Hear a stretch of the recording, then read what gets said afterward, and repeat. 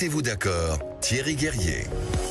Et voilà, ravi de vous retrouver à nouveau sur cette antenne magnifique de Sud Radio pour une très belle année 2025 à toutes et à tous avec nous sur l'antenne et avec nos débatteurs qui sont les invités de Valérie Expert tout au long de l'année et un peu avec votre serviteur en parenthèse l'été. Et puis là pour cette première journée de l'année 2025 qui démarre, eh ben oui, il y a toujours des sujets de débat, il y a toujours des occasions et des thématiques. On va le voir bien sûr, le président de la République a commencé par ses vœux hier, qui appelle débat. Il y a la forme même des vœux. Il était off au début avec des images. On va en parler. Et puis il y a le fond. Il y a cette idée. Je me suis trompé. Il l'a pas dit comme ça, mais c'est ça quand même que ça veut dire. Un petit mea culpa, un peu plus que d'habitude chez lui. Ça c'est intéressant. Et puis il y a aussi cette idée. Je vais vous amener à trancher. Mais de quoi parle-t-il? Qu'est-ce qu'il veut dire?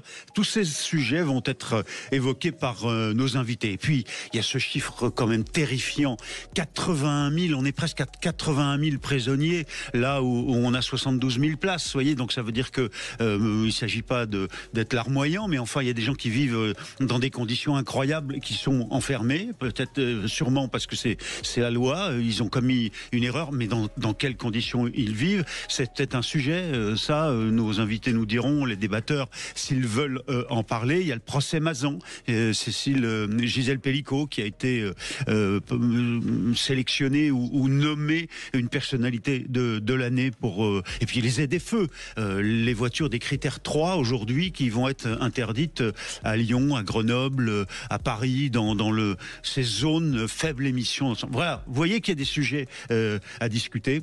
Et puis il y a les grands vœux ou thématiques de l'année 2025, des événements qui vont venir ou qui vous intéressent. Qui est avec nous ce matin et qui débat? Eh bien, Ergun Toparchian. Bonjour Ergun. Bonjour Thierry. Merci d'être là, bonne année, bonne santé, disait Jean-Paul Delperrier il y a quelques instants. Vous êtes, on va dire, un macroniste de gauche, oui. Un territoire de progrès, vous êtes vice-président de ce parti politique.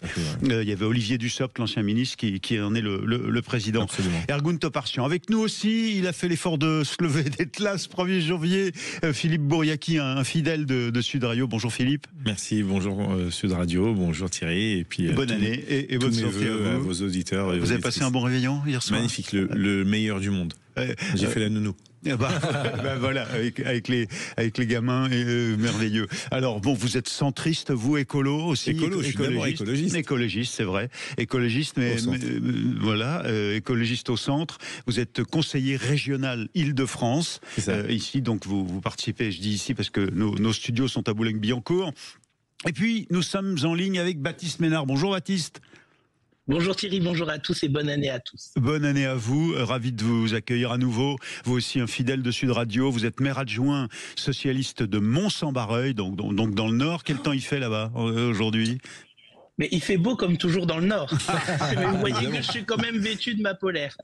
Ça commence bien de 2025 avec une belle polaire du Nord. Et puis nous sommes avec Charles-Henri Devigny. Bonjour Charles-Henri.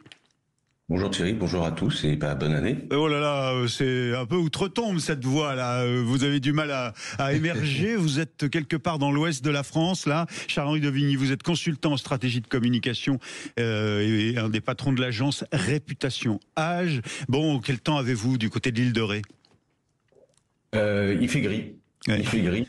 Mais c'est un beau gris toujours là-bas, avec du vent bien sûr.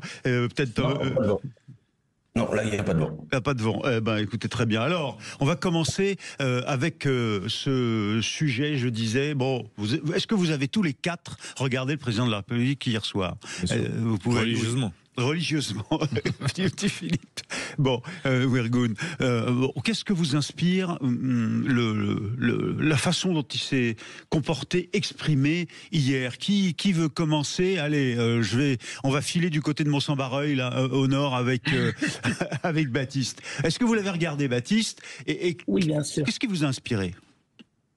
Mais écoutez, déjà, c'était sur la forme, il y avait un peu de nouveauté puisque et c'est pas moins de le noter avec Emmanuel Macron au démarrage, il s'est entre guillemets effacé pour laisser place à des images rétrospectives sur l'année 2024.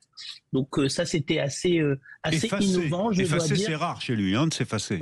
Oui, c'est pour ça que la voix off était quand même là pour nous rappeler que Jupiter détenait toujours le sceptre. Ouais. Et puis ensuite, sur le fond, j'allais dire malheureusement pas beaucoup de changements.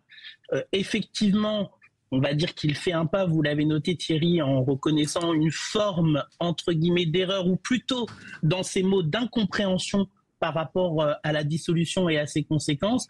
Mais moi, ce que j'ai noté, c'est que malheureusement, il n'a pas eu de mots pour les Français les plus en difficulté, pour ceux qui ont du mal à finir leur fin de mois, pour ceux qui ont des problématiques de logement. Toutes ces questions-là, toutes ces thématiques-là n'ont pas du tout été abordées. Alors, sans doute, d'abord parce que la situation politique fait que de toute manière, il n'a pas forcément non plus les moyens d'agir. Mais en tous les cas, j'aurais aimé que pour ces vœux qui, pour une fois, étaient plutôt courts, ce qui permettait de passer une bonne soirée ensuite, j'aurais préféré qu'effectivement, il s'attarde quand même sur les problématiques majeures des Français et qu'il nous donne des raisons d'espérer des clés de lecture et des pistes d'action qui sont tant attendus par nos concitoyens. Mais quand même, je fais l'objection parce que il a essayé de se projeter dans les problématiques stratégiques, notamment les nouvelles technologies, les questions de santé, l'affrontement avec ceux qui maîtrisent ces technologies chinois ou américains, par exemple, en disant mais il faut prendre des décisions, il faut que la puissance, l'Europe s'affirme comme une puissance.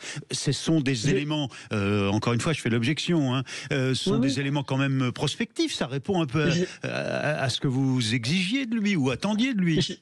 Je suis d'accord, mais lorsqu'il a évoqué ces thématiques, moi j'ai plutôt eu le sentiment que c'était aussi Emmanuel Macron face à l'histoire, et c'est-à-dire qu'il semble aussi préoccupé de l'empreinte qu'il va laisser dans notre pays. J'ai vu par exemple la prégnance de la thématique européenne, dont on sait, et vous voyez, je me fais moi-même l'avocat du diable, on sait que c'est un engagement qui est fort chez le président de la République, même si je n'ai pas toujours partagé les orientations qu'il y a prônées. Mais en tous les cas, voilà, on sentait que c'était plutôt, en disant d'ailleurs 2050 en ligne de mire, il se replace dans une perspective beaucoup plus large que ces doubles quinquennats. Vous nous dites, Baptiste, vous avez commencé en soulignant le fait qu'il s'est effacé, entre guillemets, ou en tout cas il a fait ce petit effort, et vous revenez en disant, et même quand il parle de stratégie, c'est en parlant de lui-même, en fait, avec ce tropisme un peu égocentrique. Alors, est-ce que c'est votre réaction à vous? Comment est-ce que vous l'avez jugé, Ergun Toparchian? Je pense qu'il était macroniste de gauche, comme je disais. Oui, je pense que c'était un exercice, pas un exercice évident. Les vœux de fin d'année pour chaque président, ils sont tous très scrupuleusement étudiés et commentés.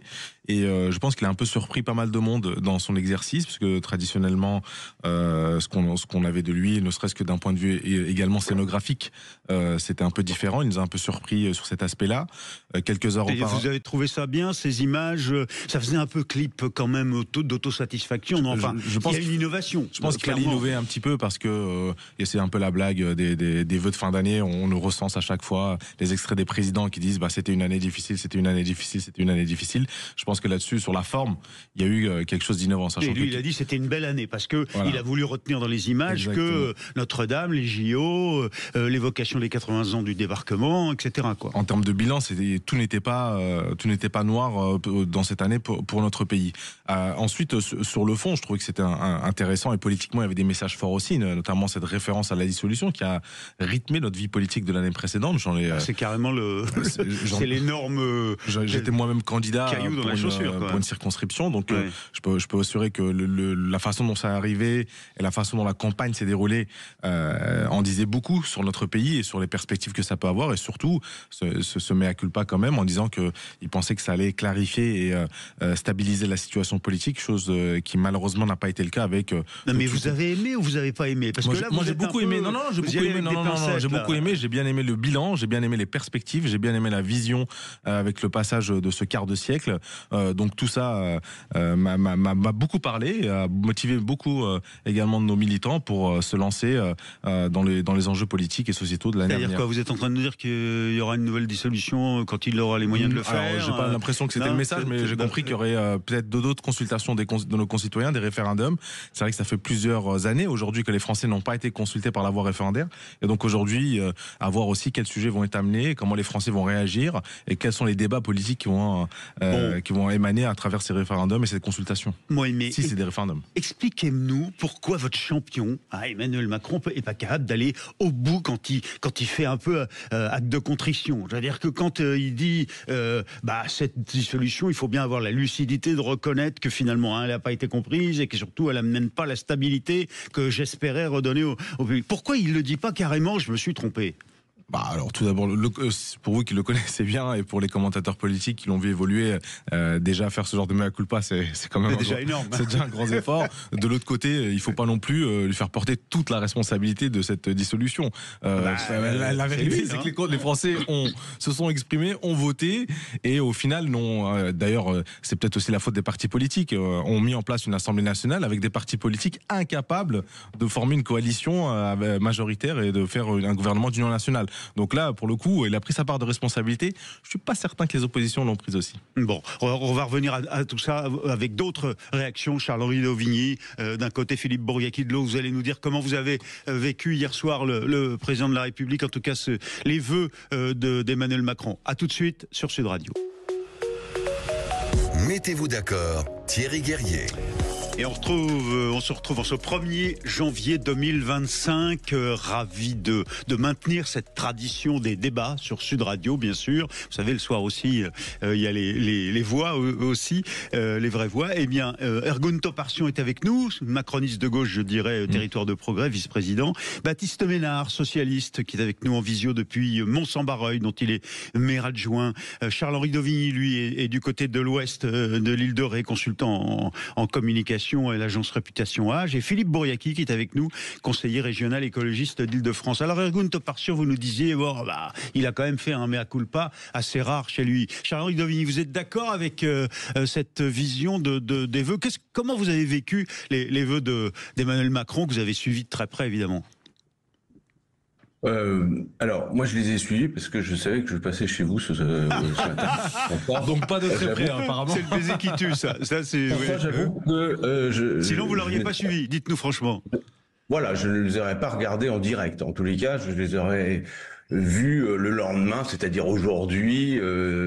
Parce que quoi, lassitude des uns et des autres. Donc, je me suis plié à l'exercice de les regarder. Donc, c'est vrai que la première partie est surprenante, la voix off, les images, c'était sympa, c'était bien. Après, les thèmes qu'il a choisis sont consensuels. Après, j'aurais pas forcément mis. Alors, je pense que c'était par ordre chronologique, mais il faudrait vérifier. Le fait de la révision de la Constitution pour le droit de l'avortement, ensuite le débarquement, les JO, Notre-Dame. J'aurais plutôt mis Notre-Dame en premier, les JO, voilà.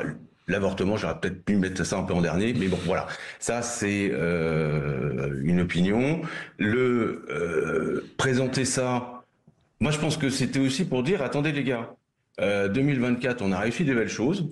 Eh ben, on peut continuer. Et donc, pour 2025, continuons, parce que on a peut-être d'autres défis à mener. Et donc, c'est ce qu'il nous a présenté après derrière, en disant, voilà, on a des gros défis à mener, parce qu'autour de nous, il y a quand même encore la guerre en Ukraine, il y a la Syrie, il y a le Proche-Orient, il y a l'Afrique qui n'est pas totalement stable, il y a Donald Trump qui arrive le 20 janvier. Donc, non, mais c'est sûr que dès le début, c'est ce que vous nous dites, il y avait un message politique, ne serait-ce qu'avec la forme. C'est-à-dire, l'idée, c'est de dire, il y a eu du positif, on est capable en France, de produire du positif, continuons, restons unis. Clairement, c'était le message politique du début. C'est tout à fait ça, et je pense que c'était plutôt bien réussi, parce que justement ça a surpris, et donc les gens ont dû se dire tiens, il y a quelque chose qui bouge. Après, sur le fond et sur le discours, il nous a expliqué que la dissolution, c'était pas forcément. Il n'a pas dit que c'était une erreur. Il a dit qu'elle était encore mal comprise, qu'il en portait la responsabilité. Ça c'est sûr, qu'à un moment ou à un autre, cette dissolution va rester un peu une tâche sur ces deux quinquennats. Avant qu'on revienne, attendez, je vous coupe parce que je voudrais là-dessus tous les quatre, Philippe, vous allez aussi nous dire comment vous avez réagi, mais est-ce que c'est audible vous dites les gens ont peut-être été assez surpris, on verra, il n'y a pas eu d'enquête qui a été faite pour l'instant, les instituts de sondage sont comme nous, quand même en lendemain de fête, hein. Bon, très bien, mais est-ce que c'est audible, crédible ça? Est-ce que les gens ils ont peut-être été surpris par les images, évidemment ça a fait plaisir à tout le monde de revoir les JO, peut-être Notre-Dame, mais est-ce que ça suffit, alors même que Frédéric Dabi nous le dira tout à l'heure, il y a une détestation tout de même qui demeure, qui est très forte dans l'opinion d'Emmanuel Macron. Charles-Henri. Non, mais là, en l'occurrence, mon propos n'est pas de dire que ça va permettre à M. Macron d'avoir sa cote de popularité remontée grâce à ces images. Non, c'est juste que les Français étaient contents de pouvoir se retrouver et de se dire que finalement, on peut aussi peut-être se projeter sur 2025. Voilà. Derrière, pour 2025... les enjeux qu'il a évoqués, comme vous l'avez dit, la santé, le logement, les nouvelles technologies, l'intelligence artificielle, l'Europe, la défense, tous ces éléments, c'est des points forts qu'il va falloir développer. Et malheureusement, la France ne peut pas le faire tout seul, et on pourra le réévoquer tout à l'heure, mais on a besoin de l'Europe. Le seul point que moi je lui reproche, à un moment ou à un autre, c'est comment on finance ça. Parce que la transition écologique... Comment on fait quoi? Pardon, je vous ai coupé, on a mal entendu. Comment on finance tout ça?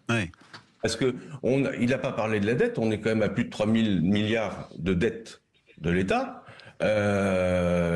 Comment on réoriente les finances publiques et comment on fait pour que la France puisse supporter ces nouveaux investissements? Oui, mais là, cette décision de la dissolution a amené une instabilité qui empêche la classe politique de s'entendre, et comme on ne s'entend pas, les marchés, ceux qui nous prêtent, nous disent débrouillez-vous.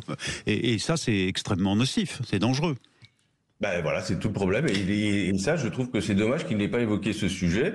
Et je pense que là-dessus, le nouveau gouvernement de M. Bayrou va avoir une tâche compliquée, d'autant plus que lorsque j'ai écouté les commentaires, en tous les cas, de la France Insoumise ce matin, à la suite des vœux du président Macron, je doute que on risque d'avoir une belle entente à l'Assemblée nationale pour trouver une direction pour diriger la France. Oui, mais donc en fait, quand je vous entends, j'entends Baptiste Ménard d'un côté qui dit les affaires économiques et sociales, et surtout sociales, n'ont pas été évoquées, et vous nous dites les affaires économiques n'ont pas été vraiment évoquées non plus. Vous êtes assez d'accord sur ce point, au moins vous vous êtes mis d'accord là-dessus, il y a convergence sur ces absences de thématiques. Il faut faire de l'économie. Oui, non, mais bien sûr, l'économie pour le social, c'est ce que vous dites. Alors, Philippe Bourriaki, ici, écologiste et centriste, comment vous l'avez regardé, vous, avec les gamins hier soir en même temps? Non, je l'ai pas regardé avec les gamins, je l'ai regardé dans ma voiture, puisque j'ai quitté vos studios. Vous étiez hier soir pour les vraies voix. Et il y avait un peu de monde sur les routes, donc j'ai voulu prendre des bifurcations. Et du coup, vous avez écouté le président. Du coup, oui. Dans la voiture. C'est pour ça que je vous dis, je l'ai écouté religieusement, puisque je l'entendais en Dolby Stéréo. Mais je l'ai vu sur Macron, Dolby Stéréo, ça doit être quelque chose. Je me suis arrêté pour pouvoir l'écouter et surtout le regarder, parce que j'aime analyser la gestuelle et la posture, même si ces vœux ont été enregistrés. Effectivement, moi j'étais agréablement surpris. Ah ouais? Ouais. Premièrement, parce que je pense que personne ne s'attendait à ce clip vidéo d'entrée de jeu. C'est un truc. Mais une innovation là. Oui, c'est un truc hyper égocentrique. Les vœux du président de la République, c'est le président de la République qui s'adresse à la nation. Donc mais là, il a d'abord parlé de la nation avant de parler de lui. Ça, c'est un premier point. Et ça, c'est un bon point pour vous. C'est nouveau et c'est un bon point. Mais il s'est effacé, même s'il y avait la voix off, le continuum de la voix off, mais c'est quand même les vœux du président de la République à la nation. Bien vu. Et vous êtes assez critique quelquefois sur Emmanuel Macron. Donc ce que vous disiez, c'est voilà. Comme Baptiste, vous dites vous aussi, vous prenez acte du fait, comme Charles-Henri Davigny aussi. Deuxièmement, il a commencé sur des notes ultra positives. Je suis désolé, dans cette période de morosité, j'ai vécu le mois, et je le dis, pourtant, hormis la naissance de mes enfants et l'amour que j'ai de ma famille et de mes proches, ça a été le mois le plus exaltant de toute ma vie. J'ai vu de l'amour, de la joie, de la fraternité, de la concorde internationale. C'est pas que national, c'est international. Mais franchement, on était dans une hystérie euphorique bienfaisante. J'aimerais que ça soit les JO tout le temps, quoi. Ou au moins qu'on retrouve cet état d'esprit. Donc ça, c'est un premier point. Parler du débarquement, c'est important pour l'histoire. Il ne faut pas oublier ce qui s'est passé ici, en Europe, chez nous, en France, que des millions de personnes sont mortes, que d'autres millions de personnes sont mortes pour libérer l'Europe et sortir des ténèbres. Ça, c'est quand même important. Parler de ce droit constitutionnel qui est important pour les femmes. Et donc, du coup, ça fait avancer le droit des femmes. C'est inscrit dans la Constitution. Oui. Tout le monde dit, ouais, ça c'est réglé, tout le monde est d'accord. Non, non, non. Là, c'est inscrit dans la Constitution. Donc, pour le retirer, c'est mission impossible. C'est pas impossible, mais c'est mission impossible. Et ça a une portée mondiale en plus, parce que c'est considéré comme un droit qui, en France, n'est plus. On peut pas le remettre en cause. On est précurseur. Donc, on doit aussi se glorifier ça. Il faut arrêter de s'auto-flageller. Il faut aussi être fier d'être français. Il faut aussi être chauvin. Il faut aussi être patriote et nationaliste. Ça ne veut pas dire qu'il faut être xénophobe et raciste, loin de là, mais il faut être fier de cette identité française. Et aujourd'hui, celui qui l'incarne à l'international, c'est le président de la République. J'ai entendu Baptiste tout à l'heure. J'ai l'impression qu'au Parti socialiste, vous êtes filé les éléments de langage que la France insoumise vous a soufflé dans l'oreille. Baptiste Ménard pense tout seul. Il est capable. Je sais bien, mais j'ai regardé les commentaires des différents. J'ai regardé les commentaires des différents socialistes et j'ai entendu les mêmes éléments de langage. Donc je suis persuadé. Je connais Baptiste, mais je suis quelqu'un que j'apprécie énormément. Ils sont assez d'accord, c'est tout. Oui, cher Philippe, c'est pas des éléments de langage partagés, mais c'est manifestement un point de vue qui est partagé. Non, mais d'accord, votre point de vue est partagé. Vous avez reproché à Emmanuel Macron, moi c'est pas mon super copain, ok, d'avoir été le président jupitérien, à la limite de Zeus et Thor en même temps réunis, voire Odin. Et donc là aujourd'hui, il s'efface en disant bon, la politique nationale, vous avez vu que j'ai pas la main, donc c'est le gouvernement et l'Assemblée nationale qui va agir et interagir avec la France. Puis bon, moi, je vais rester dans mon rôle de président de la République et d'être un petit peu à l'international. C'est ce qu'il fait et c'est ce qu'il annonce. Et il annonce quelque chose de très fort. Alors, on reviendra, ça sera mon coup de rêve tout à l'heure. Il parle quand même de donner la parole aux Français et que le peuple... Les amener à trancher, il a dit. Les amener à trancher. Alors, est-ce que c'est des conventions citoyennes ou est-ce que c'est des référendums? Moi, j'espère que c'est des référendums et on en parlera tout à l'heure. Okay. Mais c'est quand même assez rare et il a fait preuve d'humilité. C'est quand même extraordinaire pour ce type qui était égocentrique, omniprésent, le patron de tous les patrons, qui aujourd'hui dit bon, ok, j'ai fait une connerie. Bon, il le dit pas aussi simplement et avec légèreté que moi, mais c'est son rôle et sa fonction qui permettent qui l'oblige d'ailleurs. Il s'appartient plus, il appartient à la République, à la France. Ses vœux être regardé par la terre entière. Donc il fait preuve d'humilité, de mea culpa. Timide, certes, mais j'en connais personne avant lui. Quand je vous écoute tous les quatre, mais il s'est passé quelque chose hier soir. Parce que finalement, même les opposants comme Baptiste Ménard, intelligent, qui écoute, qui critique, mais... Le meilleur des opposants d'ailleurs. Et même vous, Philippe, qui êtes plutôt critique également. Tous les quatre, vous dites, image, pas idiot, innovation, il se met en recul, il s'efface. Tous été surpris. Vous êtes assez unanimes. Il nous a habitués à autre chose, le président de la République, et là, il a pris tout le monde à contre-pied. Donc moi je dis bravo. Alors il y a beaucoup de nos auditeurs qui ont peut-être pas du tout envie d'aller jusqu'à nous appeler. Mais enfin, si jamais vous avez une opinion différente sur ce point et que vous voulez l'exprimer, vous savez, le 0826 300 300, 0826 300 300. N'hésitez pas, appelez-nous et on mettra une opinion différente à l'antenne si c'est le cas à l'égard de Macron. Mais bon, pour l'instant, vous avez l'air assez unanime. Alors revenons sur justement cette suggestion de sa part. On va en parler d'une capacité à trancher de la part des Français. Sur quelle thématique? On va le faire après la pub, mais juste un mot sur les images. Vous êtes d'accord avec cette idée que, comme disait Charles-Henri Devigny il y a quelques instants, les Français, de toute façon, vous trouviez que c'était pas mal de s'être mis en retrait de ce point de vue, que de toute façon les Français étaient assez heureux, sans doute, ont dû être de voir ces images qui rappellent les bons moments de 2024? Alors, je veux manquer de respect à personne en disant les mots que je vais dire. Ceux qui sont objectifs et qui sont de manière constructive ont été agréablement surpris. Et ça a été mon cas. Ceux qui sont dans la destruction et dans la contradiction tout le temps, c'est-à-dire que même quand il fait beau, ils vont dire qu'il pleut. Je pense à l'extrême gauche en particulier, à l'extrême droite. Et derrière ils se rejoignent là-dessus. Vous diront, ça a été une catastrophe, c'était horrible, pour qui il se prend, on entend sa voix off alors qu'il voulait mettre les autres en avant. Enfin, vous savez, quand vous avez un avis hyper tranché, c'est compliqué de vous faire sortir des rails. Moi, je considère que ça a été un exercice réussi. Ça a été d'ailleurs les plus courts de l'histoire. Ça nous a permis de pouvoir partir dans la trop long, mais c'est un exercice compliqué. Moi, j'ai fait mes vœux hier, je les ai fait en 2040, mais quand j'ai fait ma première vidéo, elle a duré 6 minutes, donc j'ai écrété. Et donc, s'il avait été trop court, bon, il est venu pour rien dire. S'il est trop long, il nous fatigue. C'est super compliqué, franchement. Blague à part, c'est super compliqué. Bon, tout le monde est d'accord sur la forme. Alors au moins sur l'idée de ces images innovantes, vous devez être content, Ergun Toparcian. Oui, assez content si on arrive à trouver un semblant d'unité sur cet aspect. C'est déjà pas mal. On sait que c'est vrai que depuis quelques semaines, j'aime pas parler de cette sorte, mais les médias, etc., étaient un peu dans le Macron bashing.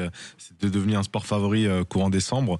Donc là, réussir à faire émerger une certaine unité après ces vœux-là, c'est pas négligeable. Alors on revient dans quelques instants, tous les quatre, Charles-Henri Dauvigny, Philippe Bouriaki, Baptiste Ménard et Ergun Toparcian. On va voir ce que vous pensez de ce qu'il se cache derrière ces mots. Je vais vous amener à trancher, vous les Français. Qu'est-ce que veut nous dire Macron? Est-ce qu'il va lancer un référendum? Et sur quoi, par exemple? Ou une convention citoyenne? Mais ça, c'est pas fait pour trancher. Enfin, on en parlera. Ou d'autres formules encore, peut-être modification de la Constitution, qui sait. De quoi veut-il nous parler? Eh bien, on verra ça dans un instant. Vous êtes avec nous, c'est Mettez-vous d'accord, et vous êtes sur Sud Radio. Très bonne année. Mettez-vous d'accord, Thierry Guerrier. Et surtout nos quatre débatteurs ce matin, Ergun Toparcian, vice-président et porte-parole de Territoire de Progrès, ce parti de macronistes de gauche. Certains membres de Territoire de Progrès ont été ministres, comme Olivier Dussopt, et le sont encore. Qui est aujourd'hui Agnès Pannier-Runacher, Patricia Miralles. Donc qui sont au gouvernement actuellement. De François Bayrou. Voilà, de François Bayrou. Baptiste Ménard, socialiste, maire adjoint de Mont-Saint-Barreuil, qui est avec nous en visio. Philippe Bouriaki dans le studio ici, conseiller régional écologiste d'Île-de-France, et Charles-Henri Dauvigny, consultant en stratégie de communication, l'agence Réputation Age. Alors qu'est-ce que veut dire Macron quand Emmanuel Macron, le président de la République, nous dit « Je vais vous amener à trancher ». Est-ce que derrière tout ça, il n'y a quand même pas, d'abord, qu'est-ce qu'il propose, référendum par référendum, et deux, est-ce que c'est pas encore, je fais l'objection, une façon d'essayer de se remettre en selle politiquement, alors que vous le disiez Philippe, il n'a pas la main, c'est pas lui, il a perdu. Oui, ça c'est fini. Qu'il le veuille ou non, aujourd'hui, il y a une... Alors il est président, donc institutionnellement il a une forme de main, mais c'est au Premier ministre de gouverner. Et en plus il a certains leviers, certains articles qui peuvent lui permettre d'avoir encore plus la main. Mais il faut pour ça des situations d'urgence. On n'y est pas. On n'y est pas, mais s'il y a un blocage total et que rien n'avance et qu'on se retrouve dans une crise... Enfin même De Gaulle, c'est pas octroyer les pleins pouvoirs. N'est pas De Gaulle qui veut. Ah non, mais d'accord, mais donc... écoutez, qui pouvait s'attendre à une dissolution à un moment où le Front National, enfin le Rassemblement National fait 33%? C'est une réaction irrationnelle. Donc on ne sait pas ce qui peut se passer dans la tête d'un homme ou surtout dans son entourage. Moi je pense que le problème de Emmanuel Macron, c'est, hormis certaines décisions, c'est quand même des gens qui sont autour qui le conseillent. Enfin, il n'est pas tout seul, le président de la République. Sinon, c'est inquiétant. Et ce que je veux dire par là, c'est que aujourd'hui, la tripolarisation politique fait que vous allez assister à une situation compliquée. On pouvait espérer avec ce nouveau gouvernement de Bayrou, cette main tendue qui a été faite aux sociodémocrates, aux écologistes et aux communistes, qu'elle serait saisie. Et puis, mais pour ça, il faut leur donner du biscuit. Si vous leur donnez rien du tout, vous voulez radicaliser. Ouais. Moi, j'ai eu 2 députés écologistes modérés, mais vraiment modérés, qui m'ont dit on votera la motion de censure. Ouais. Si les modérés vous disent ils vont voter la motion de censure. Donc ma question est est-ce qu'Emmanuel Macron a essayé de se remettre en selle politiquement avec cette idée je vais vous amener à trancher, genre je continue à discuter avec... Alors on a Jean-Philippe qui est un auditeur de Sud Radio. Bonjour Jean-Philippe. Bonjour, bonne année à vous. Bonne année à vous et ravi de vous accueillir. Vous êtes à quel endroit aujourd'hui dans notre bassin d'écoute qui est national? Donc vous êtes où vous? L'Essonne. Vous êtes dans l'Essonne, un petit peu au sud de Paris, très bien. Exactement. Alors qu'est-ce que vous vouliez dire? Vous vouliez réagir aux vœux du président de la République et nos 4 débatteurs vont vous écouter et réagiront après. Jean-Philippe. Oui. Alors bon, c'est la nouvelle année. Alors j'écoutais, comment on dit vos débatteurs, l'énergie des Jeux Olympiques, etc. Cette bouffée d'optimisme. C'est bien. On a juste oublié une chose. Moi, je suis d'accord pour l'optimisme. Mais on a juste oublié une chose, c'est que Emmanuel Macron fait du Emmanuel Macron. Emmanuel Macron, c'est un beau parleur, c'est un bel acteur de théâtre, de cinéma. Il pourrait jouer dans une sitcom. Il n'y a pas de problème. Oui, mais on a oublié les conventions citoyennes, on a oublié les doléances, les livres de doléances qu'on finit au fond d'une cave, je ne sais pas où, à l'Élysée, à Matignon, je ne sais pas où. On a oublié les grands débats, et derrière, il continue à faire ce qu'il a toujours eu envie de faire. Ouais, c'est un habillage pour vous tout ça, pour rester en place, quoi. Oui, et puis surtout, c'est bien, il fait des annonces comme il a toujours fait. Ces 2 campagnes, enfin surtout la première, c'était des annonces, vous allez voir ce que vous allez voir, on va tout changer. Résultat, on n'a rien changé. Et surtout, il dit pas ce qu'il veut faire. C'est-à-dire qu'il a une idée, je suis sûr qu'il a une idée, ce monsieur, mais par contre, il dit pas ce qu'il va faire. Ouais. Donc, s'il nous consulte sur la fin de vie, sur des choses comme ça, ok, c'est important, parce que ça nous touche, bien sûr, mais économiquement, dans notre vie de tous les jours, sur le pouvoir d'achat, ça va changer quoi, notre vie? Mais au fond, vous nous dites quoi? Vous nous dites que derrière l'intention de nous solliciter à travers, par exemple, un référendum, en vérité, c'est pour faire du Macron, rester au centre des choses, des affaires et rester en place politiquement. Bien sûr. Ouais.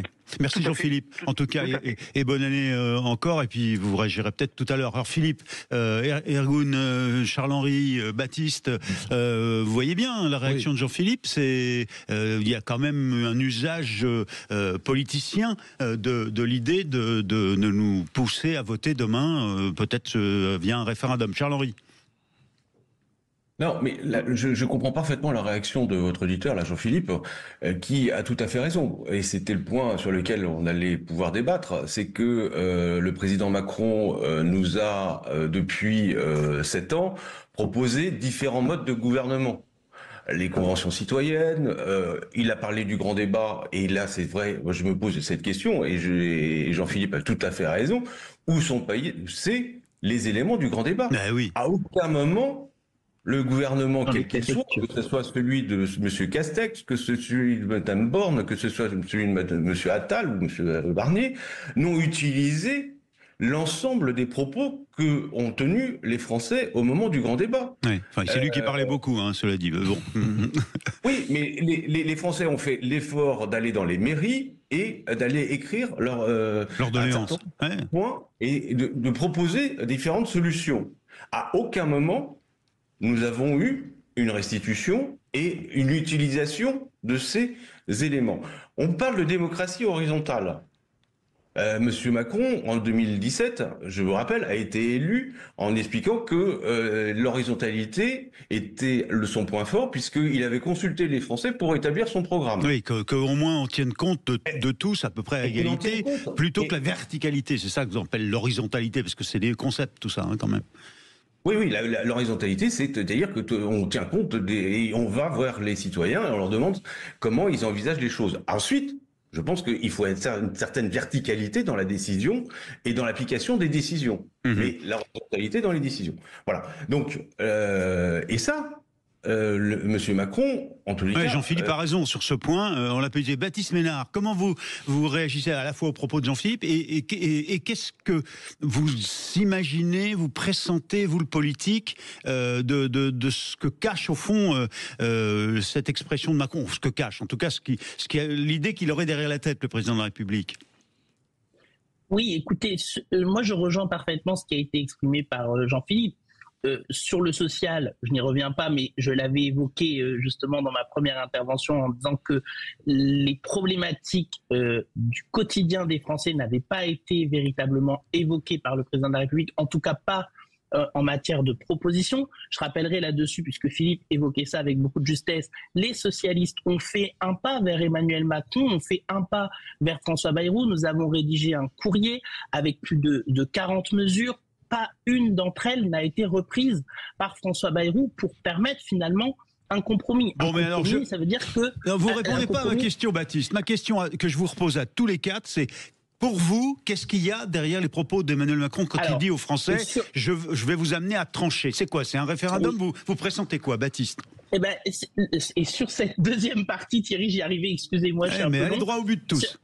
Oui, sur cette deuxième partie, avec Emmanuel Macron, on est toujours effectivement dans une forme d'ambiguïté. Moi, je lui reconnais d'avoir innové en matière de démocratie participative, le grand débat, les conventions citoyennes. A priori, ça pouvait être positif. Le problème, c'est toujours ce qu'il en fait derrière, c'est-à-dire pas grand-chose. Et donc, il y a une dimension très déceptive. Alors, là, vous êtes d'accord là-dessus, et cette notion de déception, c'est très important. Alors là, qu'est-ce que vous pressentez, Baptiste? Et donc, qu'est-ce que je pressens? Moi, je pense qu'il a déjà utilisé l'article relatif à la dissolution. Il peut le réutiliser. Mais bon, en tout cas, là, tout de suite, on voit bien qu'il ne veut pas se lier les mains. Et il lui reste le pouvoir de nomination, mais on a vu que François Bayrou s'était autonomé, donc il ne reste plus que le référendum.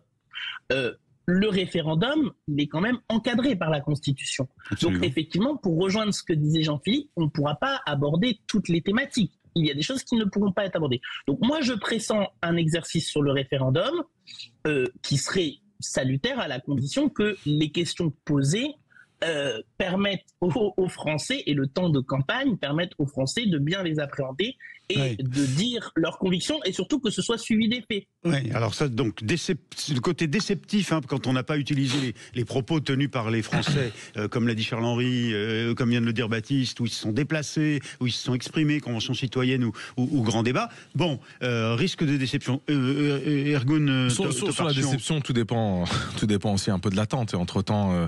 elle était énorme, les Gilets jaunes, il y avait une grosse attente. J'entends bien, il y a eu des élections quand même entre-temps. Les Français se sont exprimés de diverses manières. Parier ou faire un all-in sur une démocratie directe participative, c'est une lubie que je porte jamais. Il y a quoi alors, vous avez des infos, vous avez eu des... Non, c'est pas une question d'infos. Qu'est-ce qu'il cache? Qu'est-ce qu'il nous propose? Il faut justement aussi qu'on reprenne un peu le contrôle du temps. C'est-à-dire qu'il y a eu une petite précipitation et qui, je pense, n'est pas saine, qui a eu lieu, y compris après la dissolution. Et le président de la République, je pense, à travers sa prise de parole aussi, et à travers les débats qui en découlent, comme ce qu'on fait aujourd'hui, reprend un peu le contrôle du temps en disant... c'est ça, il essaye de reprendre le contrôle du temps. On verra ce qui va sortir, comment va se comporter l'Assemblée nationale, comment vont se comporter les différents cercles de réflexion philosophique, et quels sont les sujets qui remontent comme préoccupation de nos concitoyens. Ensuite, l'arme référendaire, qui est malgré tout une arme. Non, mais pardon, j'écoute bien ce que vous dites, et j'entends que le macroniste que vous êtes est en train de nous dire, finalement, oui, il y a une tentative de reprise de contrôle du système politique, notamment en essayant de récupérer la capacité à gérer le temps politique. Bien sûr, c'est ça. Et peut-être que dans le contexte actuel, hier soir en l'écoutant. C'est ce que j'ai compris aussi. Et je Merci de cette franchise. Et je pense que ça peut être salutaire aussi pour nos responsables politiques, parce on a effectivement un nouveau gouvernement, mais en gros les équilibres de l'Assemblée nationale n'ont pas trop bougé. L'objet maintenant, c'est d'avoir un gouvernement de non-censure. Bon, mais alors sur quoi il peut nous faire voter demain un référendum, à votre avis? Sur un sujet, par exemple, où l'Assemblée nationale ne sera pas en capacité de débattre, de trancher, ou qui répondrait pas aux préoccupations de Français. Après, c'est vaste, ça. Oui, mais ça peut être sur plein de sujets, la sécurité, ça peut être l'immigration aussi, ça peut être les grands objets de participation à ou bien les perspectives qu'on donne à l'Union européenne. On sort aussi d'un épisode qui était pas très glorieux pour nous Français, avec von der Leyen qui fait passer le Mercosur malgré notre réticence. Et l'opposition même d'Emmanuel Macron. Et l'opposition d'Emmanuel Macron. Donc on peut donner la parole aux Français sur plein de sujets et peut-être redéfinir certains positionnements stratégiques de notre pays. Philippe Bouriaki, Charles-Henri Devigny, Philippe Bouriaki, qu'est-ce que vous sentez derrière cette idée d'amener les gens à s'exprimer? Une possibilité de se dédouaner d'une catastrophe annoncée qu'on voit monter d'année après année, et là on se dit il n'y a plus rien qui pourra arrêter le Rassemblement national. La vague du Rassemblement national va fracasser tout le monde parce que déception énorme. Si on fait une rétrospective de l'histoire... Non mais attendez, la question c'est... Vous allez voir. Ok, allez-y. Philippe. 2017, Macron a suscité un espoir juste extraordinaire. Ni gauche ni droite, les deux en même temps. Je prends le meilleur de ce qui se fait et je rejette les extrêmes et je serai le rempart contre l'extrême droite. Ouais, exact. 2022, c'est soit moi, soit le chaos. Donc beaucoup ont été votés pour la réélection, en se pinçant le nez. Élection présidentielle. Vous vous rendez compte que c'est le seul président de la République à s'être fait siffler dans des stades, sur des Coupes de France, sur des championnats de France. Enfin, ça n'existe pas. Il est tellement détesté parce qu'il a incarné un vent de fraîcheur et d'espoir extraordinaire. Et aujourd'hui, il y a un truc, moi j'en ai l'infime conviction, tout le monde parle de proportionnel. Mais c'est pour vous, ça pourrait être un référendum pour changer la Constitution et instituer la proportionnelle. Je vais faire ce que les Français ont voulu, c'est eux, le peuple. Donc, est-ce que vous voulez la proportionnelle intégrale? Est-ce que vous voulez la proportionnelle avec une majorité, une prime majoritaire, etc. Et si demain, le Rassemblement national arrive au pouvoir, ce n'est pas de mon fait, ce n'est pas de ma faute. Je voulais être un rempart, c'est les Français qui l'ont décidé et c'est eux qui ont le dernier mot. Donc il se place dans une perspective, c'est ce que vous dites, il se placerait dans une perspective historique pour pouvoir essayer de se dédouaner s'il quitte le pouvoir avec derrière l'élection de Jean-Marie Le Pen. Ne pas laisser une trace indélébile dans l'histoire de notre pays comme être celui qui uniquement l'homme de l'échec en quelque sorte. De l'échec ou en tout cas du tremplin de la victoire de Marine Le Pen ou de Jordan Bardella ou d'autres. Charles-Henri Devigny, votre sentiment sur ce que suscite ou recoupe l'idée de pousser les Français à s'exprimer à travers peut-être un référendum. Ça pourrait être quoi la thématique du référendum pour vous? C'est une bonne question à laquelle je suis incapable de répondre. À ce moment-là, si, mais je vais être un peu provocateur. C'est comment on fait pour adopter un budget? Parce que finalement, maintenant, en 2025, pour l'instant, la France vit sur le budget 2024. Ouais, c'est vraiment votre obsession, on peut le comprendre. Hein. Comment? C'est votre obsession, l'économie et le budget. Hein. On peut comprendre, parce que ça détermine tout le reste. C'est ce qui guide quand même le pays. À un moment ou à un autre, c'est pas le social. Je suis désolé, mais à un moment ou à un autre, il faut qu'on mette... il faut d'abord créer des richesses pour pouvoir financer tout le reste. Pour que le moteur avance, il faut des capitaux, il faut de l'économie, et après on peut avancer. Et là-dessus, si on n'a pas de budget, ça risque de encore plus compliquer les choses. Donc parler de référendum sur des sujets sociétaux, est-ce que ça va faire avancer le schmilblick? Je n'en suis pas sûr. Ouais, donc risque de déception là aussi, et on vient et on boucle la boucle politique. Ouais. On a quelques idées. Même Ergun Toparcian, le macroniste de vous quatre ce matin, reconnaît que même s'il y a une tentative de reprendre la main et la capacité à gérer le temps politique, mais sur le fond, il y a pas tellement on voit pas très bien où il veut nous emmener. On reparle de tout ça, et puis vos coups de cœur, vos coups de rêve, vos coups de gueule les uns et les autres dans un instant, bien sûr, et puis on parlera peut-être de vos vœux ou des événements que vous attendez en 2025. Vous êtes avec nous, vous êtes sur Sud Radio, et vous savez que vous pouvez essayer d'intervenir si vous le souhaitez au 0826 300 300 comme Jean-Philippe, à qui on souhaite une bonne année et qu'on remercie d'être intervenu à l'instant sur Sud Radio. Mettez-vous d'accord, Thierry Guerrier. Mettez-vous d'accord, vous voyez, ils sont assez unanimes sur certains aspects, nos quatre débatteurs ce matin. On commence l'année avec des débats, le président de la République, la politique, les grands enjeux, le budget bien sûr, mais aussi peut-être la société. Et je vous représente nos quatre débatteurs ce matin. Ergun Toparcian, vice-président et porte-parole de Territoire de Progrès, ce parti des macronistes de gauche. Baptiste Ménard, socialiste et maire adjoint de Mons-en-Barreuil dans le Nord. Vous êtes avec nous depuis votre commune de Mons-en-Barreuil, Baptiste, merci et bonne année à tous. Philippe Bouriaki, conseiller régional écologiste d'Île-de-France, et Charles-Henri Devigny, moitié parisien, moitié dans l'ouest de la France, sur l'île de Ré, consultant en stratégie de communication à l'agence Réputation Age. Alors, on commence par vos coups de cœur ou coups de gueule, et en l'occurrence, vous appelez ça, vous Philippe, ce matin, c'est poétique, c'est joli, un coup de rêve. On est dans la foulée de ce qu'on vient de discuter sur l'idée de donner la parole aux Français à travers un scrutin. Qu'est-ce que c'est votre coup de rêve, Philippe? Coup de rêve parce que démocratie, c'est le pouvoir par le peuple, et moi je suis un mauvais diplomate, mais un grand démocrate. C'est-à-dire que sur chaque décision que je dois prendre au niveau local, ou sur des subventions que je donne aux associations, je fais une consultation par référendum. Et je rappelle que vous êtes conseiller régional. Je suis conseiller régional, je suis aussi conseiller municipal. Et vous êtes très sport, vous occupez du sport. Je suis à la commission des sports auprès de Patrick Caram, qui s'est battu bec et ongles pour pouvoir conserver son budget, et on a fait des choses extraordinaires, et on ne l'a pas saisi pendant les JO. Heureusement que la région Île-de-France était là, blague à part. Autre chose... donc moi, je fais régulièrement, on peut appeler ça des sondages ou des référendums, mais des votes par manière dématérialisée. C'est plus simple.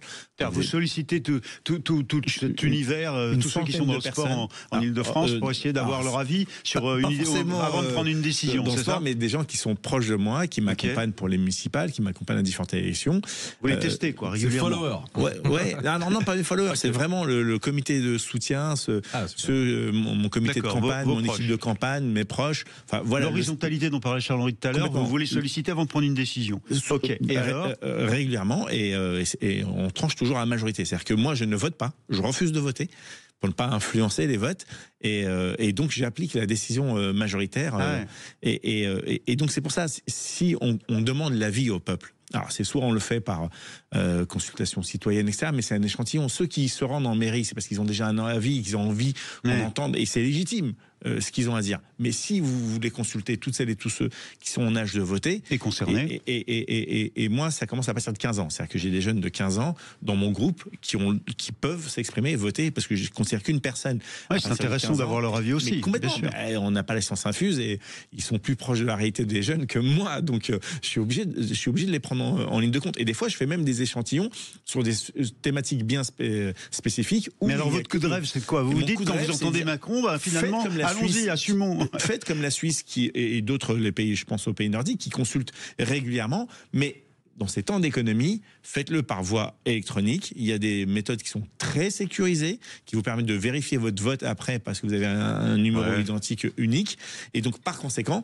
Mais vous ne croyez pas qu'à l'heure de la manipulation des réseaux sociaux par les Russes, par exemple, par les fermes de trolls russes ou chinoises, on pourrait pas faire basculer l'opinion dans un sens ou dans un autre avec un système de vote électronique systématique sur des sujets de société? Non, parce que... Des vrais référendums. Nous avons des vraies sociétés en France qui sont spécialisées en la matière et qui sont ultra sécurisées. Vous recevez un lien qui vous permet de voter avec un numéro de référence, donc vous allez pouvoir vérifier à la fin. Vous aurez tous les numéros et le vote qui est à côté. Il n'y a que vous qui connaissez votre propre numéro. Donc votre coup de rêve, si j'ai bien compris, vous prenez au mot le président de la République et vous lui dites, allez-y, sollicitez l'avis des gens. Réduisons les finances publiques et ne les alourdissez pas, parce que du coup, on peut voter de chez soi sans avoir à se déplacer. Et en plus, on peut en organiser, mais tout au long de l'année, et même 10 par jour, si on veut. Alors, je fais de la provoque. Vous trouvez que vous êtes d'accord avec Philippe Bouriaki, les uns et les autres, ou c'est pas un peu de la démagogie, là, de nous amener à voter régulièrement tout le temps comme les Suisses? Je dirais peut-être de l'utopie, ça marche bien, je pense, dans son entourage, et je pense que c'est salutaire que les élus, peu importe le niveau dans lequel ils sont élus, consultent un peu leur entourage, les personnes qui les ont aidés, etc. Ça, je trouve que c'est extrêmement positif de là le déployer de manière un peu plus large.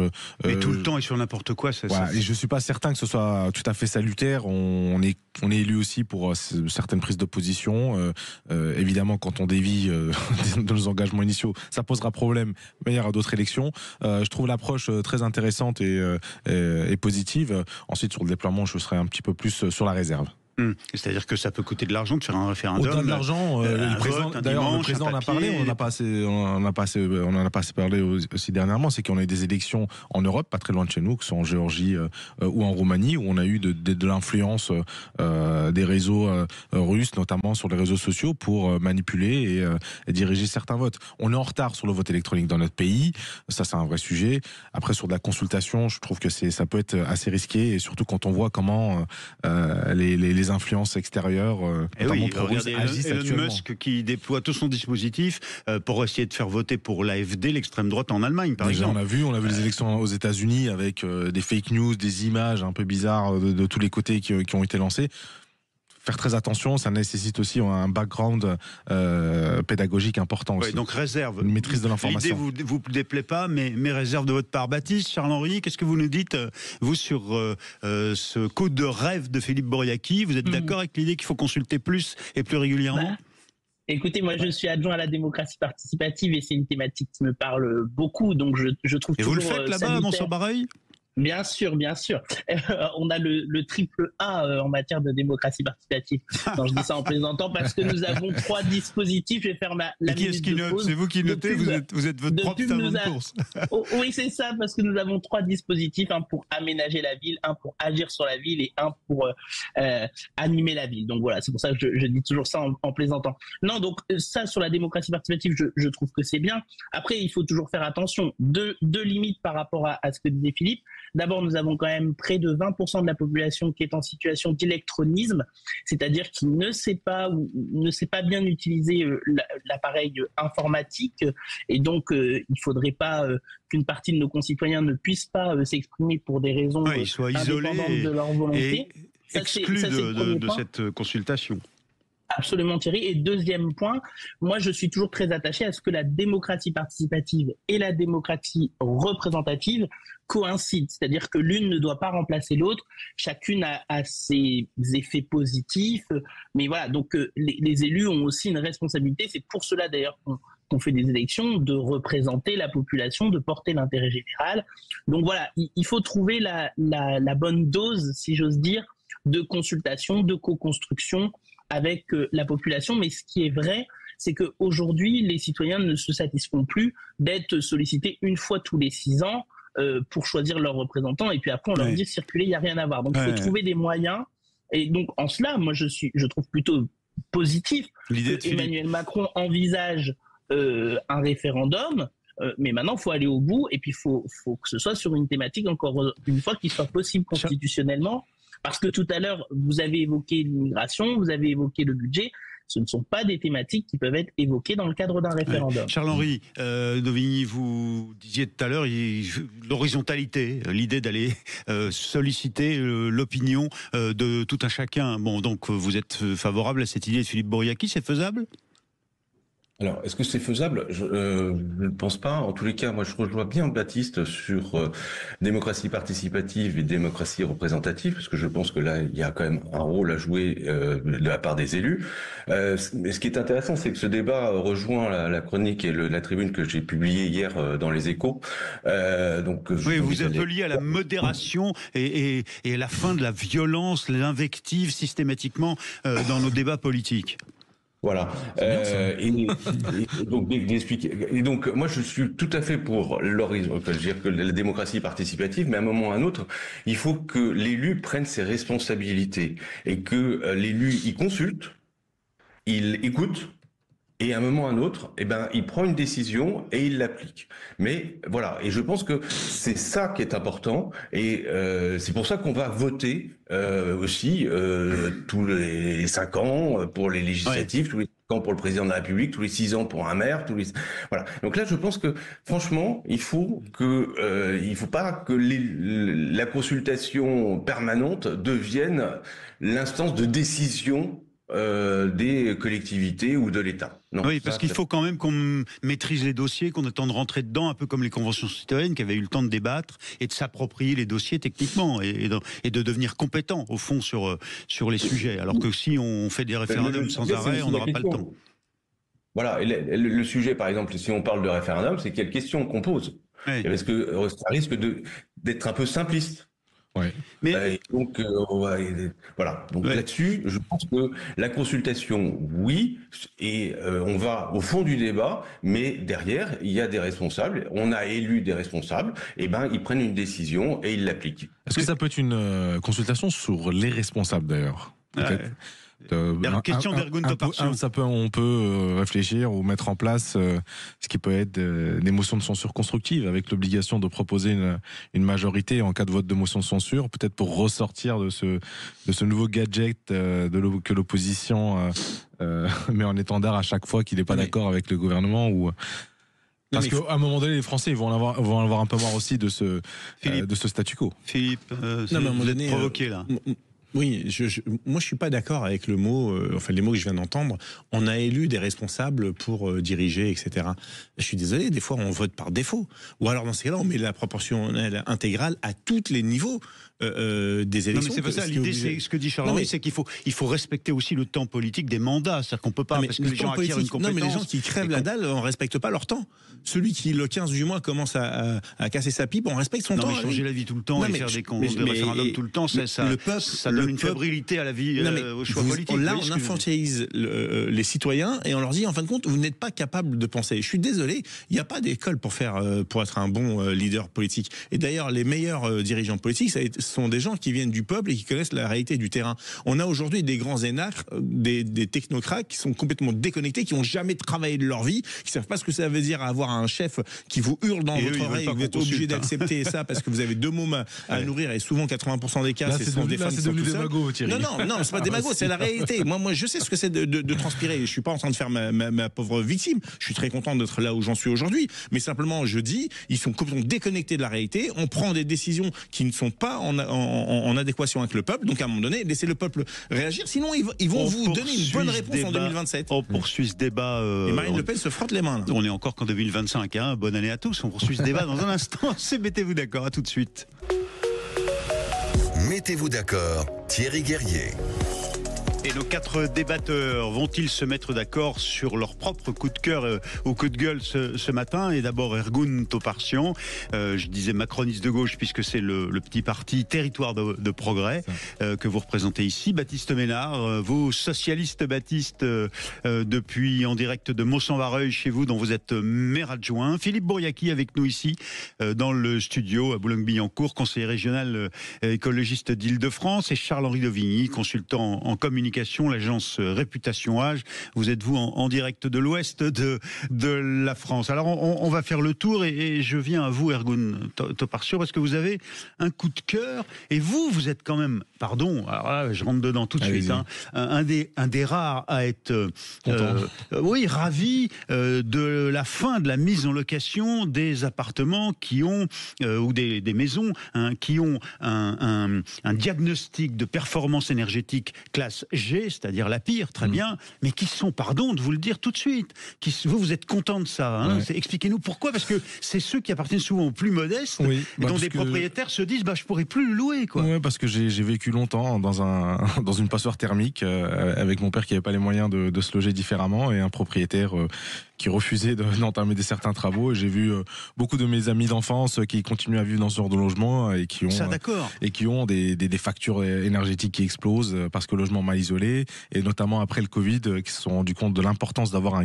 logement sain et un logement sain pour pouvoir vivre. Donc vous dites bravo à cette mesure. Mais les propriétaires qui n'ont pas les moyens de les faire les rénovations, justement, sur les logements classés G, donc qui sont vraiment très très très insalubres, il y a beaucoup d'aides d'État qui sont débloquées en fonction du diagnostic et des moyens des propriétaires pour les accompagner dans cette transformation de ces logements-là. Et il y a des accompagnateurs, ce qu'on appelle des accompagnateurs France Rénov, partout en France, qui peuvent les accompagner dans les démarches sur le dépôt des dossiers et l'obtention de ces aides-là pour ensuite réaliser des travaux avec nos artisans locaux agrémentés. Donc prendre la défense des propriétaires modestes qui ne peuvent pas faire ces travaux, je me trompe. C'est-à-dire que vous êtes en train de me dire, ils ont les moyens de se faire aider. Exactement, là c'est quand même plus de... Toujours, il y a toujours 1,7 million de logements qui sont catégorisés comme passoires thermiques actuellement.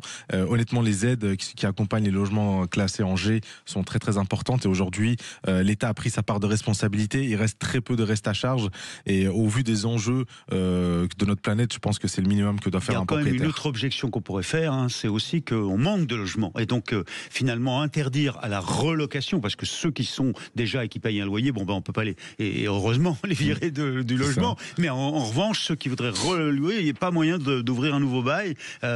C'est quand même un drame dans un contexte où on ne construit plus assez de logements, non? Vous n'êtes pas d'accord avec ça? Oui, c'est toute l'équation du moment, répondre aux besoins d'attente de logements accessibles, et tout en ayant des objectifs d'ambition, de déperdition. La consommation de nos bâtiments, c'est 30% des émissions des gaz à effet de serre pour notre pays, ce qui est immense. Aujourd'hui, on est très en retard par rapport à nos voisins. Moi, je vous parle de la capacité à loger les gens, à leur donner un toit. C'est quand même ça le principal problème. Il faut qu'on puisse Philippe concilier les deux enjeux. Charles-Henri Dovigny, Baptiste Ménard, est-ce que vous êtes d'accord avec cette idée que c'est une bonne mesure?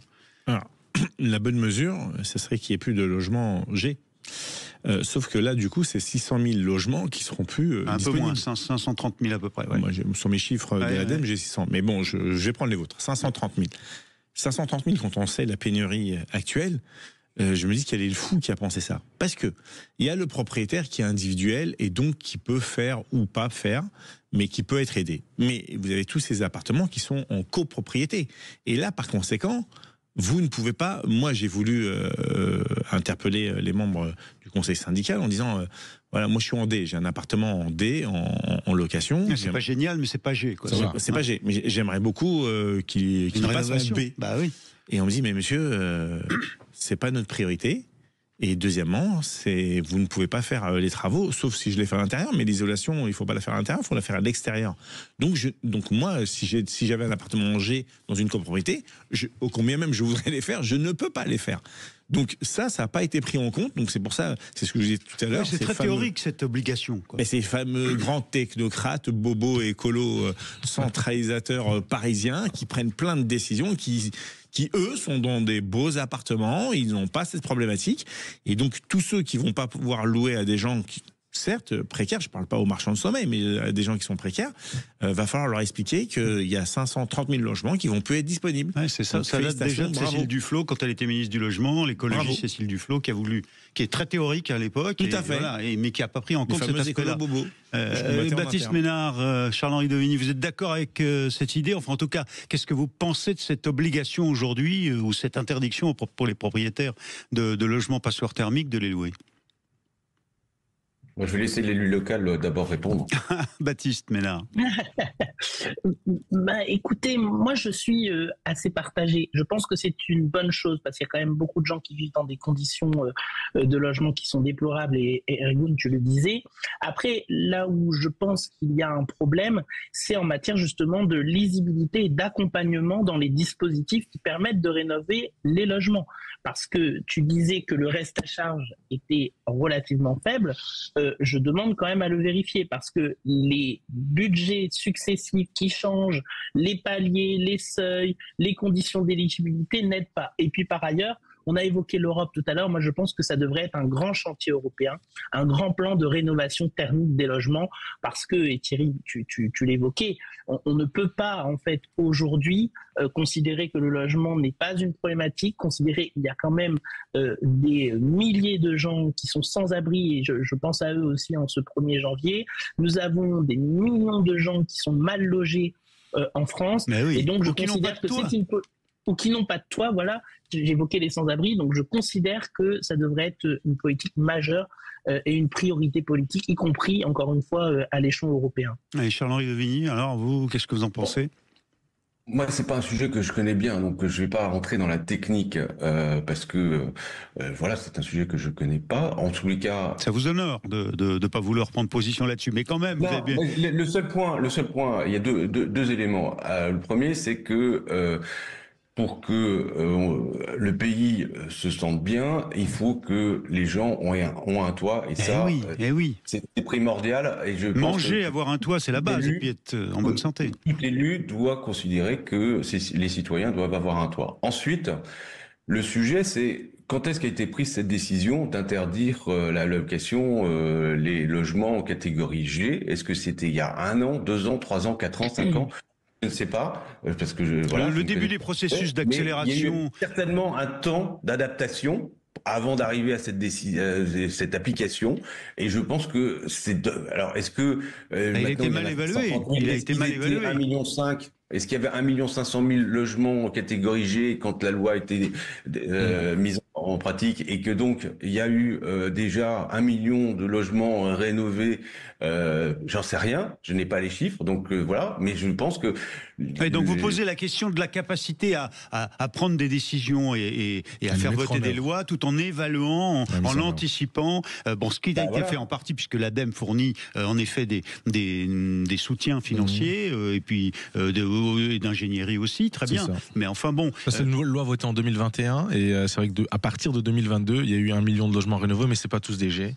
Il y a d'autres logements qui sont dans d'autres étiquettes énergétiques qui ont été rénovés. Et puis, la question, c'est que les gens ne savent pas toujours par quel guichet administratif. C'est ce qu'a dit Baptiste, et je pense qu'il a raison là-dessus. L'idée, c'est aussi peut-être d'améliorer la pédagogie qu'il y a derrière tout ça. Ça peut être ça peut être le parcours du combattant pour un propriétaire qui n'a pas les éléments qui lui permettent de comprendre. Donc, effectivement, aussi la modification à chaque fois des critères, vu même déjà une modification sur MaPrimeRénov' pour faire rénover son propre logement. Déjà, tout a changé encore, les règles. Enfin, on n'y arrive pas. Quoi. On n'y arrive pas, mais c'est pas pour autant qu'il faut pas prendre le chemin. C'est un peu l'idée. Ouais, vous avez raison. Moi, je suis en contre, et vous êtes positif sur cet aspect. On va le voir. Alors, vous, juste un mot, Baptiste Ménard. Vous avez un coup de cœur social, vous, aujourd'hui. Quelle surprise. Oui, absolument. Absolument. Écoutez, j'avais envie de faire un coup de cœur, moi, sur les aidants, puisque nous avons quand même dans notre pays, en France, près de 10 millions de personnes qui aident au quotidien un proche en perte d'autonomie ou en situation de handicap. C'est vraiment considérable. Ou malade, c'est vraiment considérable. Je pense qu'il faut vraiment les remercier de leur engagement et de l'accompagnement social qui est fait aussi, d'ailleurs, souvent par les associations en lien avec ces aidants. Donc, il faut les soutenir et les accompagner. Et donc, en ce 1er janvier, il y a une excellente nouvelle qui arrive, c'est que le congé proche aidant, d'abord, l'allocation journalière a été légèrement revalorisée puisqu'elle est maintenant à près de 66 € et la durée pourra atteindre 264 jours si 4 personnes sont aidées simultanément ou successivement au cours de votre vie. Donc, ça donne entre guillemets un crédit de 66 jours par personne aidée. Alors, ça peut paraître beaucoup comme ça, mais c'est très peu en réalité quand on sait ce qu'implique le fait d'être un aidant au quotidien. Et donc moi, je voulais vraiment leur tirer mon chapeau en ce 1er janvier. Oui, en fait, l'idée là, c'est de pouvoir souffler un peu quand on est aidant, et avec ce petit soutien financier, de pouvoir s'octroyer quelques jours de repos en payant pendant ce temps-là, par exemple, une aide à domicile ou quelqu'un qui viendra suppléer l'enfant, le conjoint qui aide, donc l'aidant qui aide la personne malade, la personne en situation de handicap ou la personne qui est en difficulté, en perte d'autonomie pour une personne âgée, par exemple. Ouais, donc c'est bien de le saluer.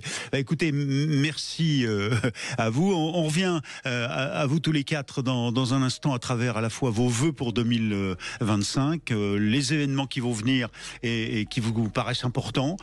Par exemple, les 10 ans de Charlie Hebdo, c'est pas très agréable d'y penser, mais c'est essentiel peut-être. Ça, c'est dans un instant. Et puis votre dernier coup de cœur, ce sera avec vous, Charles-Henri Dovigny. On ira à l'ouest de l'ouest, là, puisqu'on ira sur l'océan Atlantique, si j'ai bien compris. Allez, à tout de suite. Mettez-vous d'accord, Sud Radio. Mettez-vous d'accord, Thierry Guerrier. Oui, vous le savez, c'est la radio des débats, et plus que jamais en 2025, avec Valérie Expert, avec toute l'équipe, bien entendu, avec Bourdin, par exemple, le matin, Berkoff aussi, bien sûr, et votre serviteur, le débat. Et 2025, quels sont les vœux que formulent pour cette nouvelle année nos débatteurs aujourd'hui, qu'il s'agisse d'Ergun Toparcian, de Baptiste Ménard, de Charles-Henri Dovigny ou de Philippe Boriaki. Qu'est-ce qui vous avez regardé un petit peu l'éphéméride, les choses qui arrivent, ces événements, peut-être un nouveau procès des viols de Mazan, et puis je disais Charlie Hebdo tout à l'heure, on va arriver aux 10 ans de cet attentat terrible qui a décimé cette rédaction. 2025 pour vous, les vœux, c'est quoi? Si on regarde un peu notre histoire, il n'y a pas longtemps, avec notamment ces attentats-là, ce qui a précédé ces attentats-là, c'est des périodes de grande tension au Moyen-Orient. Et on est exactement dans la même configuration. Donc mon plus grand vœu, ça serait de retrouver un cessez-le-feu au Moyen-Orient, dans toutes ces zones de guerre, parce que notre sécurité, comme l'a dit le président de la République hier, en dépend énormément. Et donc il me pensait également aussi à tous ces enfants qui vivent dans ces zones de guerre, qui ont leur enfance coupée déchirée par des bombardements et autres. Donc ça va de la Palestine à l'Israël, en Syrie.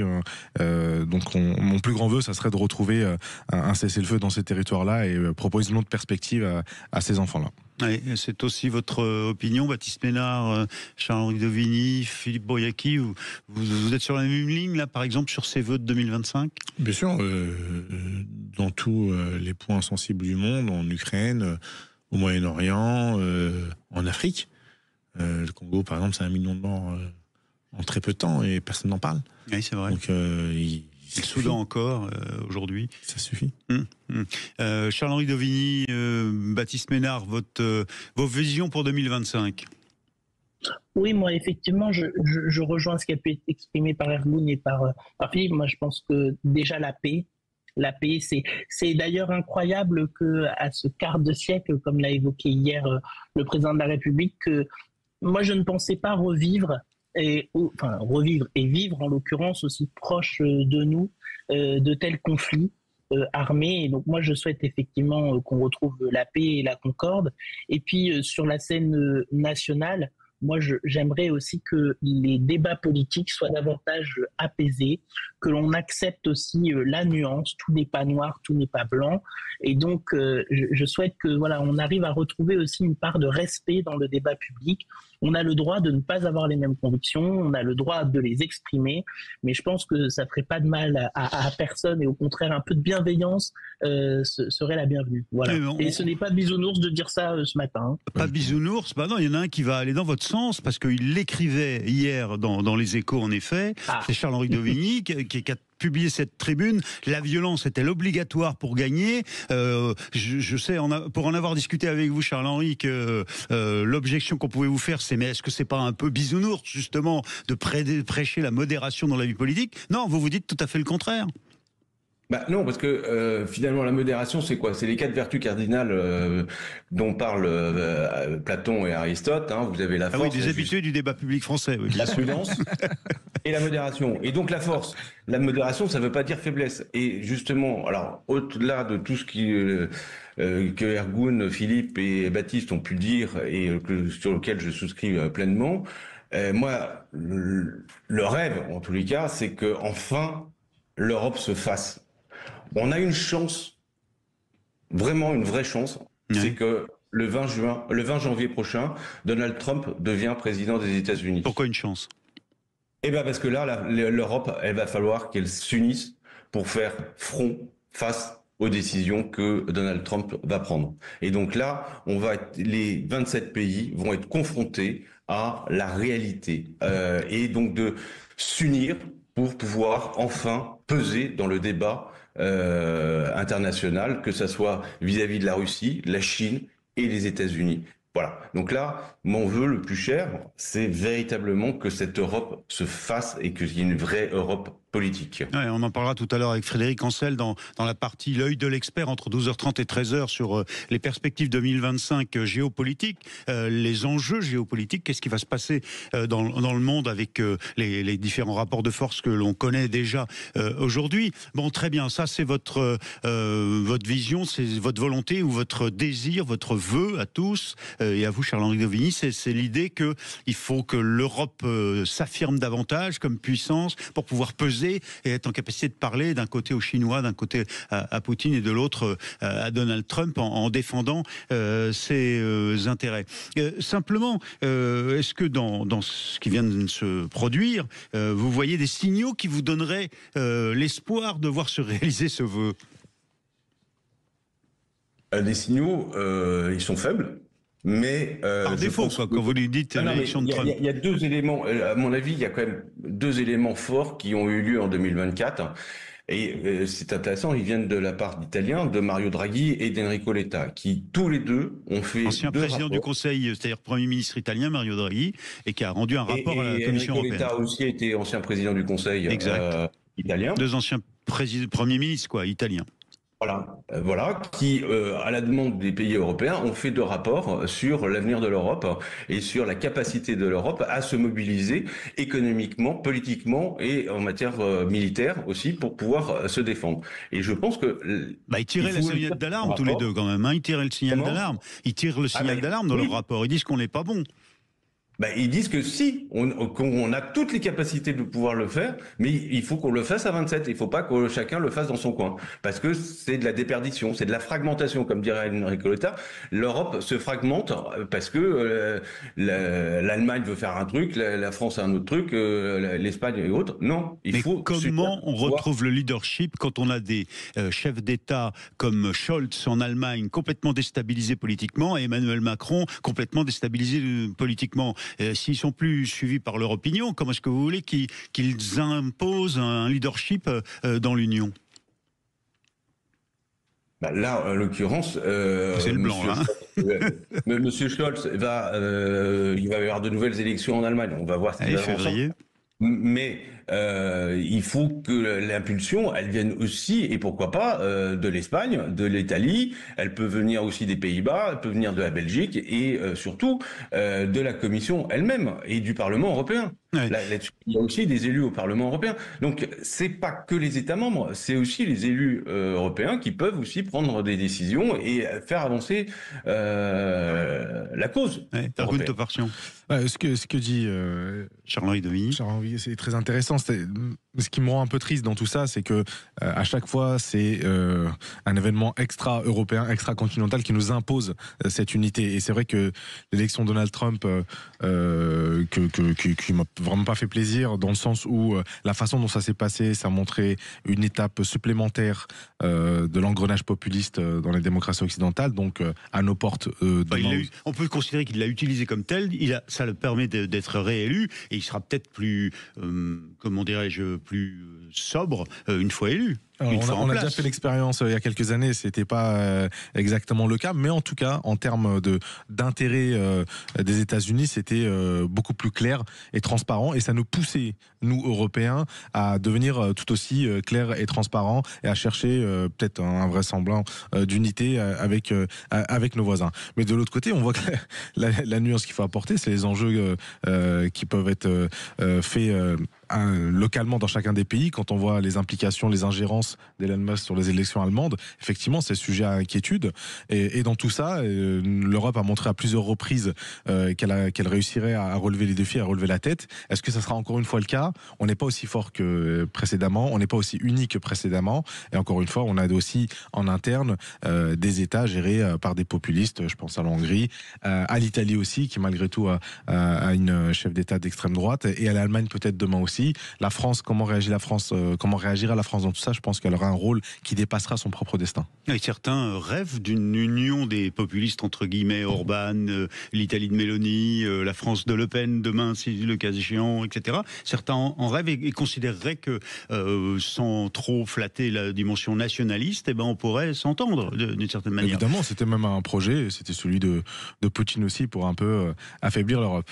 Alors bon, d'abord, je vais vous remercier à nouveau tous les quatre, Baptiste Pellard, Charles-Henri Dovigny, Philippe Bouriaki et vous, Ergun Topartion, d'être venus ce matin après la fête d'hier soir, le réveillon, pour le vœu. Et on va finir avec le coup de cœur de Charles-Henri Dovigny. Alors vous êtes un passionné de voile, vous êtes un passionné de l'Atlantique. Un peu de poésie.